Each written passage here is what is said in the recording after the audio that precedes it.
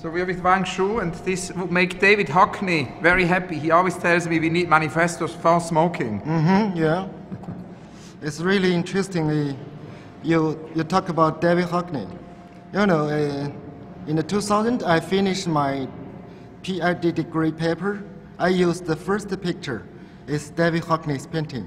Amazing. Yeah, it's about, he have a trip in the early 1980s in China. He joined many sketch. One is very interesting. It's Tiananmen Square. They have the big road, many construction machines around this road. And in the up is a national stamp. People Republic China, boom. Like this. Yes, when we did the manifesto marathon, he wrote a manifesto for smoking. Yeah. Now, to begin with the beginning, I was wondering if you could tell me a little bit about how it all started. What was your epiphany? How did you come to architecture?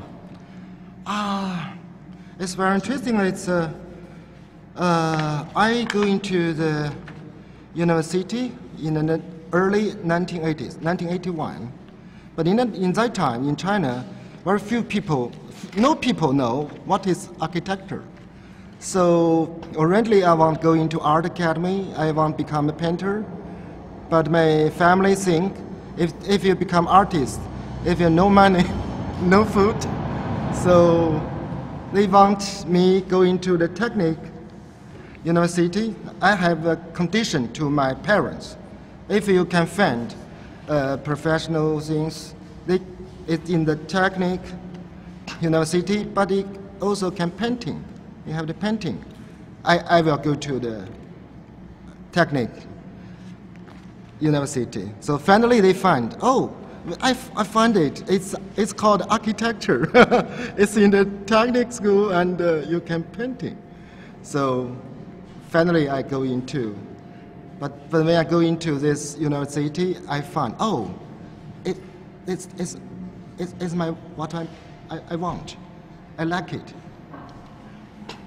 And at that time, there were not many. I mean, I remember when I came to China for the first time in the mid-90s, around 96, 97, there were not many independent architecture offices. We met Chang Yung-ho, and he was one of the first one. Yeah. But you also founded your office very early, in 1998, together with Lu Wenyu. So I wanted to ask you if you can tell a little bit about the beginning of your practice and how it was to run an independent architecture practice in the 90s in China, and also why you call it the amateur architecture studio. Yeah. Its feeling is just about the 1980s. In China, it's a very special time. I can remember when after I finished my master degree study, my feeling is very angry because in the school it's so many, they just teach old things, very boring, but I don't like it. So when I go out to our school's gate, I say, I will not come back here forever. So I want to become very critic and independent architect. So after I go out of school, I didn't do any formal job, professional job. I just work in some interior design and construction company. Then I worked with a craftsman together. It's one day I find it's a very special situation. Originally, I study in the university as a scholar around me, but now in the table we eat the Chinese food. All the workers, farm workers, craftsmen is around me.